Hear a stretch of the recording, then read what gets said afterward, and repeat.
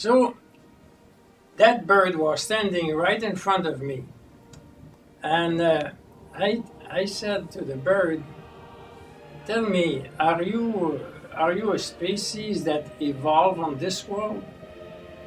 And the birdie, I would call it a birdie said, no, we came here in a spaceship a long time ago.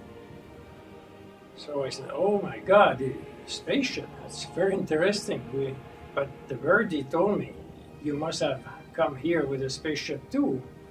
I said, no, it was just those images coming at the corner of my left eye, and I saw the wall and I wished to be there, and suddenly I was there.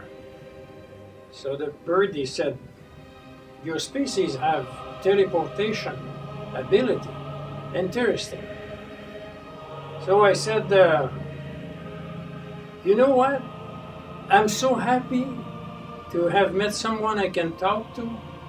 And at that moment, I felt love for that bird. There was a nobility in it. And he said, I experienced a sensation that is most comforting. What is happening? So I said, I started to like you. Don't you like your companion? He said, we do not know about this sensation, but I like it a lot. So he said, so you came here from a world, where is your world? I said, you know, my world, it's another world that doesn't look as good as this one, but I miss it badly. And at that moment I thought about my wife, and I felt such pain. And the birdie said, something coming out of your brain that is hurting me. And I said, oh, I'm sorry. What you experience here is an emotion of sorrow, of sadness. But don't you experience that when your parents grow old and die, and when you lose some friends? And the birdie said, we do not grow old and die. If we die, it's because we have been killed or in an accident, but in those instances, there is no loss, because the essence of the companion that died comes into the body of one of his companions. And so in myself right now, there is 56 individuals that we are all sharing the same body. Oh, that's interesting, but what's your name? Xur. All right, Xur, I'm very happy to be with you. And Xur told me, would you come to our village? I said, certainly, I would like that. So I followed the Xur to his village, but it was not really a village. I mean, the birdies, they all had their favorite perch, but there were no houses, nothing. So I told the birdies that where the world I come from, we have houses, and I would like to have a house with all the facilities. And they saw in my mind what I wanted. Over the coming months, they built me a house. And then I asked for an artist studio, and I started to paint in front of them, and they liked that. And then I realized they had no notion of art. I taught them about music, and we built pianos and violins. And the birdie started to practice, and boy, we had concert at night that was just unbelievable. And the three frogs and the birds were coming and adding their voice to the music. 20 years have passed, and now the images at the corner of my left eye were coming back. I told the birdies, you know what, I have to leave you now. And there was such an expression of sorrow coming from the thousands of birdies. I was hit by it. I said, I will come back. I will go back to my world, and somehow I will come back with my wife or with some friends. So it is, we'll see each other again. But if I come back with a group of friends, will you help us build a new civilization? civilization with high technology, maybe you can help us this way. Oh, we will.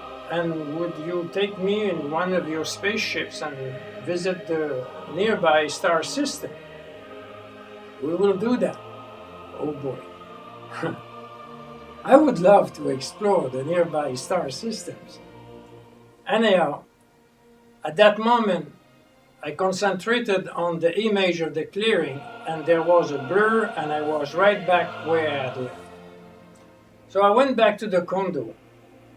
I thought that my wife would now be in her 70s. She had probably left the condo a long time ago. And I knocked at the door when I got to the condo, and my wife opened up, and she wasn't even 1 day older.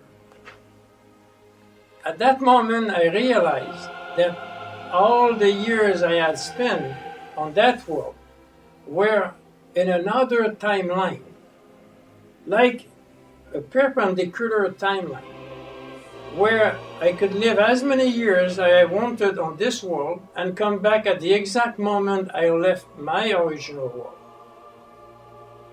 So I thought that world is the perpendicular world, where we can live as long as we like and come back the moment we wish, at the moment we left. Incredible. So I hugged my wife and tenderly, and quickly I solved all the problems that I have. We moved our little gallery to Hilton Head Island, from where I am telling you that story now. But I hope that some of you will start practicing the astral trips. But in case you do a scary encounter, you have to read my novels. In these, I am telling you how to do the astral trips and what to do if you're attacked by a demon, how to fight the demon victoriously. I did it. So, one day, some of you will hear about my wife and I disappearing without a trace, but you will know where we are. You will know that we have crossed over to the perpendicular wall. And I hope many of you will try practicing the astral trips, holding on the fast disappearing images at the corner of your left eye. And I hope that one day we will meet again on the perpendicular wall. So if you like to buy my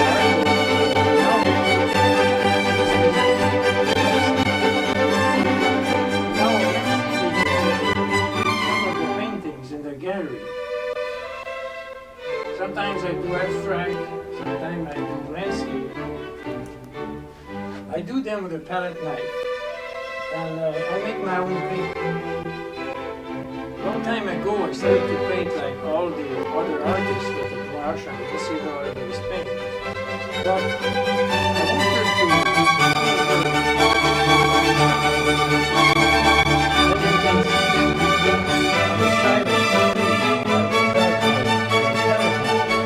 to right through the wet paint. Because when I do a painting like that, I do everything at the same time. There is no multiple layers. I do the sky with the foliage and the trees all wet on wet. If I am tired, there will be a straight line where I stop. And then when I am in good shape again and rested, then I will do another part. So I go from top downward. And this thinking just gives, it's my style, and it gives an interesting, like the trees are dancing. This one is probably the most expensive painting. When I did that painting, I had no models, but then I realized afterwards that I had actually painted myself. And here, if you go to this one here, you will see the very heavy texture. Underneath there is other colors, so as we dig, I dig the palette knife through. You see all this texture. The most difficult part is the one you face with the palette knife, because once you give a stroke, the thickness will prevent touching up later on. So everything you do has to be perfect first time. It is a much more difficult technique than painting with a brush. But it is rewarding because at the end there is a richness that I cannot get with a brush. So let's go around the gallery. I do people in landscape and people like that. I finished that one also a couple of days ago. There's more simplicity in this one, but the colors are interesting.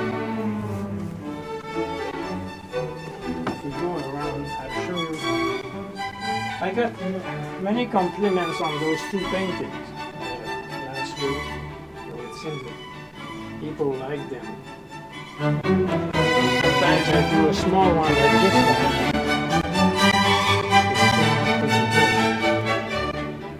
A lot of clouds in the sky, houses at the horizon. Interesting. When I do a painting, I'm not trying to copy the reality. What I'm trying to do is put mass of colors in an harmonious way and create movement.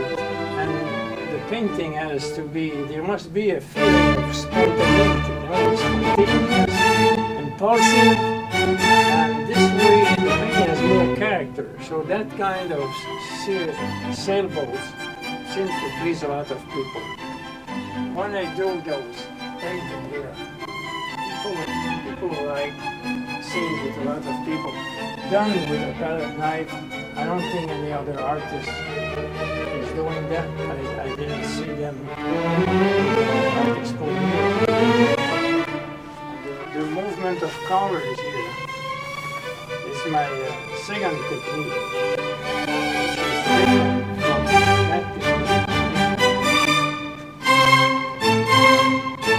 Background is very abstract.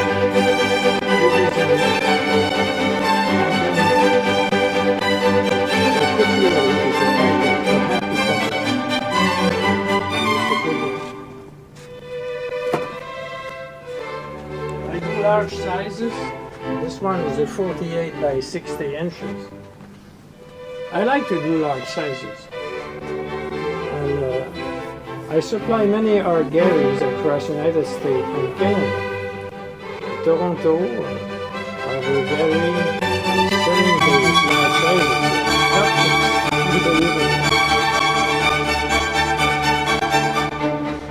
This one is just like a woman resting in the morning in Switzerland, maybe.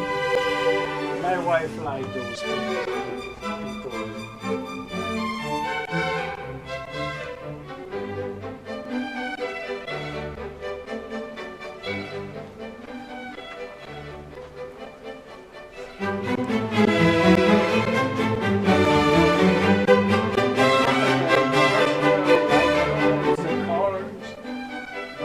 This one is very interesting. It's very...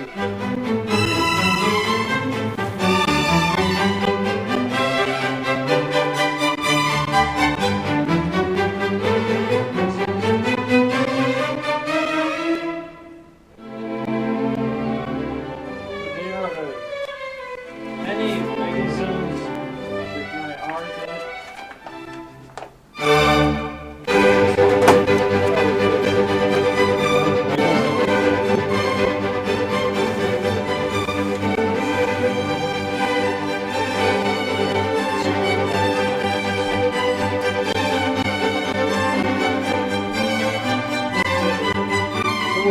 Having a career, active career as an artist is a blessing for me. I cannot thank God enough for the rest of my life that He gave me. I had some hard times, but now it's a good time. It's very happy.